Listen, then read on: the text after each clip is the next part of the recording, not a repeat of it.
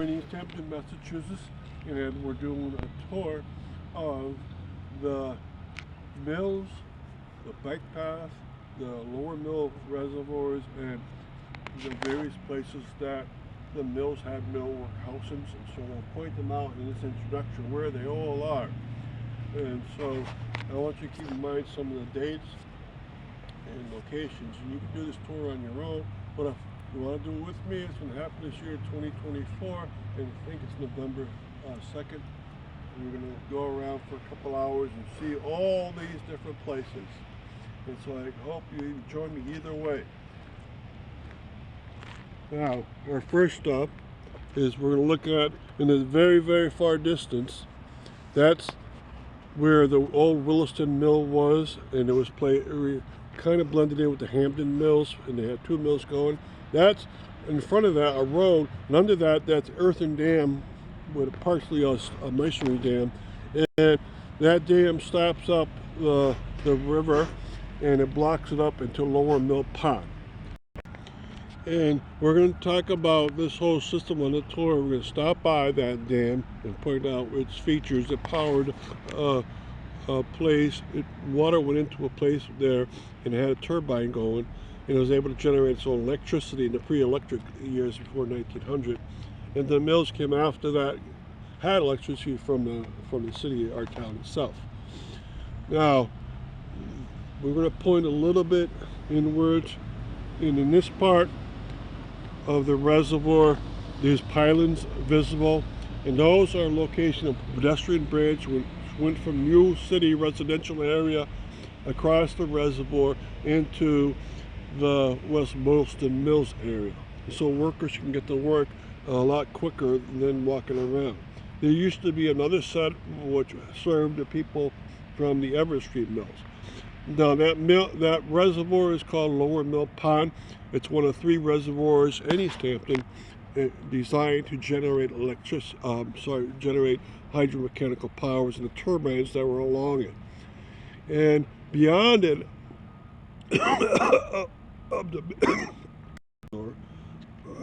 there's the residential neighborhood called New City. And there is about 80 homes which have only two looks to them, and there's about 8 streets. And that whole area was filled with workers for the West Boylston Mills, which is a large fiber mill. All right, the next place to go, we're going to look across. And if you position yourself in a parking lot, then you'll find here a park, and the reservoir is behind it. It's starting to narrow a little bit more along the way. And it used to have a pedestrian bridge there too. The pylons are gone, but there was a bridge. And that led over to where there was a cemetery, but it led over to the Everett Street worker homes, which are beyond it. And you can see a couple of the distance that way. And if you look above the pavilion, there's many more worker homes visible. And so there were 3 kinds of worker homes on Everett Street, and then more behind it on Grant Street. There's probably a total of 20 different homes there, and most of them are for 1, 2, or 4 families at least, and sometimes more. And those workers also worked for West Boylston Mills. They would cross the pedestrian bridge in the morning to get to work, and they had a much longer walk if they didn't have that bridge. All right, now we're going to go up to what's now a bike path.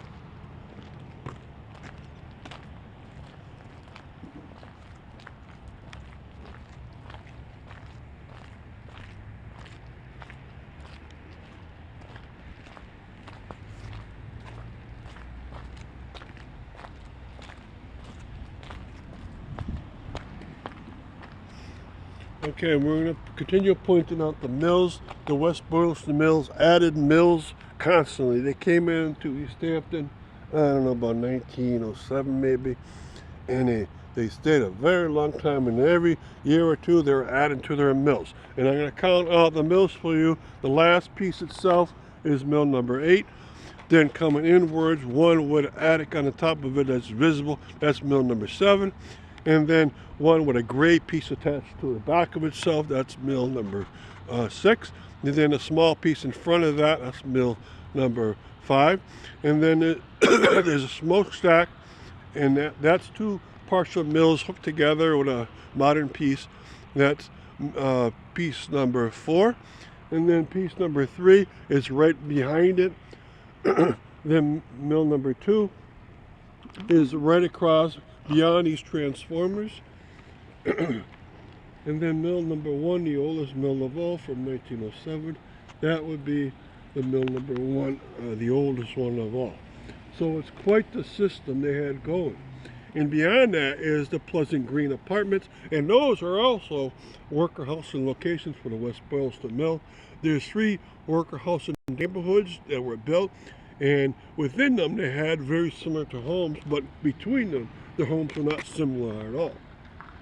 Now, the last thing to point out of this location is that there's a bike path coming through, and it doesn't end until it gets to Route 5 at the juncture of Easthampton and Northampton, and it goes through on the other side. Now, bike paths usually go over old railroad beds, and this one is going over an old railroad bed, sure, but little known to anyone is that those 2 uses are not the only use of this. And the first use of this was the Hampshire Canal, and it went down to Framingham, Connecticut. It was like 60 miles long, went to Connecticut River and helped navigation up from the middle of Connecticut up to the Connecticut River itself.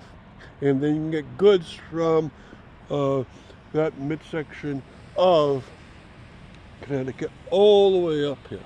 And it was about 16 feet wide, right, and about 4 feet deep. And that's why when you travel along portions of it, you can still see the side banks are high. It's not like a normal railroad bed because it wasn't made that way. It was made to be a navigational canal, and then it was made to be filled in a bit to turn into a railroad, and then it was turned into a bike path about 20 years ago. So